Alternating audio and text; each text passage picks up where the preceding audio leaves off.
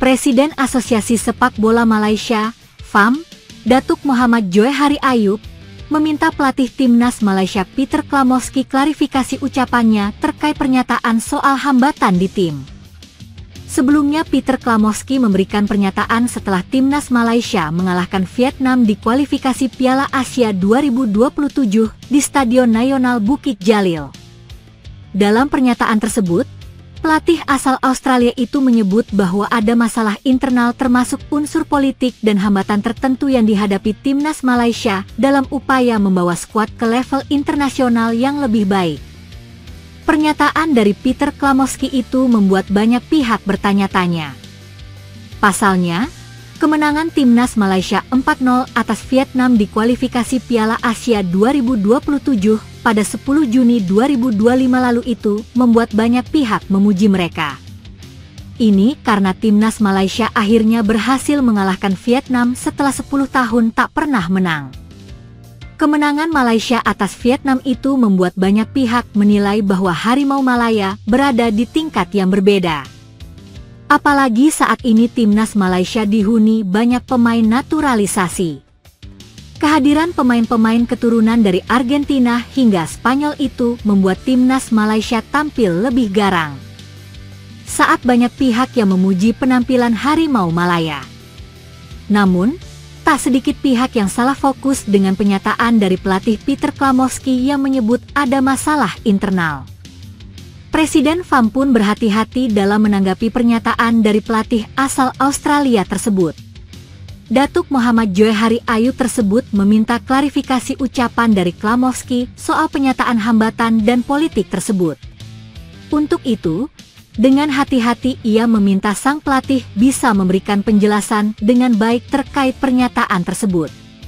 Kami memang tidak tahu pasti apa yang dimaksud oleh Klamowski, ujar Datuk Muhammad Johari Ayub sebagaimana dikutip bolasport.com dari media Malaysia, Berita Harian, Selasa, 1 Juli 2025. Saya rasa akan lebih baik jika hal ini ditanyakan langsung kepada Klamowski, dan biarkan dia sendiri yang menjelaskan, ucapnya. Dalam kesempatan yang sama, orang nomor 1 di FAM itu menegaskan bahwa pihaknya selalu mendukung 100% bahkan lebih buat timnas Malaysia. Ia tak ingin mengambarkan dengan jelas pernyataan dari pelatih timnas Malaysia tersebut. Pasalnya, ia tak ingin ada salah pengertian yang justru nanti bisa berbahasa. Kadang-kadang ketika pernyataan diterjemahkan atau disampaikan ulang, konteksnya bisa berubah, jelas Muhammad Johari Ayub. Saya bisa menjamin, sebagai Presiden FAM, kami memberikan dukungan 100% bahkan 150% kepada pelatih dan para pemain, jelasnya. Ia bahkan menjelaskan bahwa federasi satu misi dengan pelatih dan para pemain. Secara tak langsung ia ingin menunjukkan bahwa tak ada gesekan antara federasi dan tim pelatih. Walaupun dalam pernyataannya ia tetap menekankan agar sang pelatih bisa menjelaskan soal pernyataannya tersebut. Presiden FAM ini terlihat ingin menunjukkan bahwa tim akan tetap solid dan tak ada masalah dalam membentuk timnas Malaysia. Kami selalu berada di belakang mereka dan kami satu visi, itu yang terpenting, tuturnya. Kami memulai proyek ini dengan tujuan yang sama dan dukungan kami tetap solid. Saat ini timnas Malaysia memang tengah berbenah dan mulai mendatangkan banyak pemain naturalisasi. Ini dilakukan karena Malaysia tengah mengincar tiket ke putaran final Piala Asia 2027.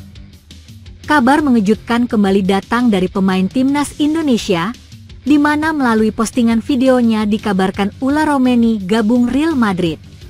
Dengan bergabungnya ke Real Madrid, Ula Romeni jadi pemain Indonesia pertama yang berlaga di panggung Eropa. Dalam postingan videonya, Romeni menyampaikan bahwa dirinya ditawari oleh Real Madrid melalui media sosialnya. Menurutnya, saat itu Romeni tidak menyangka bahwa dirinya akan ditawari akan bermain untuk Real Madrid. Saya sungguh sangat tidak berharap akan ditawari untuk bergabung di Real Madrid, akunya. Jika benar adanya Romeni bergabung dengan Real Madrid, Tentunya ini akan menjadi sebuah kesempatan besar bagi penyerang timnas Indonesia untuk melanjutkan karirnya di kancah sepak bola profesional.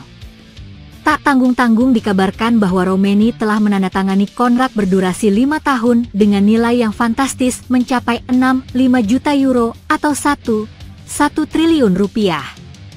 Meskipun demikian, dalam situs transferfet.com yang mengupas semua transfer pemain klub dunia menyampaikan bahwa saat ini Ula Romeni telah menyelesaikan transfer dari FC Utrecht ke Oxford United. Dengan pindahnya Romeni maka membuka runak bagi Sebastian Haller yang kemungkinan akan mengantinya di FC Utrecht. Disebutkan bahwa Romeni dikontrak oleh Oxford United hingga musim panas 2028. Transfer tersebut telah diantisipasi selama berminggu-minggu dan kini telah dikonfirmasi. Oxford United, yang saat ini berada di peringkat ke-18 di Championship, akan membayar hampir 2 juta euro untuk transfer tersebut. Romeni mengungkapkan kegembiraannya karena bergabung dengan klub yang ambisius dan memenuhi keinginannya untuk bermain di Inggris. Jai Idzes hingga Kevin Dix diburu tim Eropa. Selain Romeni, nama Jai Idzes santer terdengar diburu tim Eropa, mulai dari Inter Milan, AC Milan, Torino, hingga Fiorentina.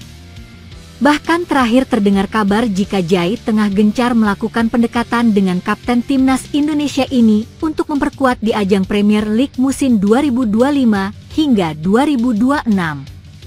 Sedangkan pemain timnas lainnya yang dikabarkan akan bergabung dengan klub Eropa adalah Tom Haye. Dikabarkan gelandang timnas ini tengah dipinang oleh OGC Nice setelah dilepas oleh Almere City.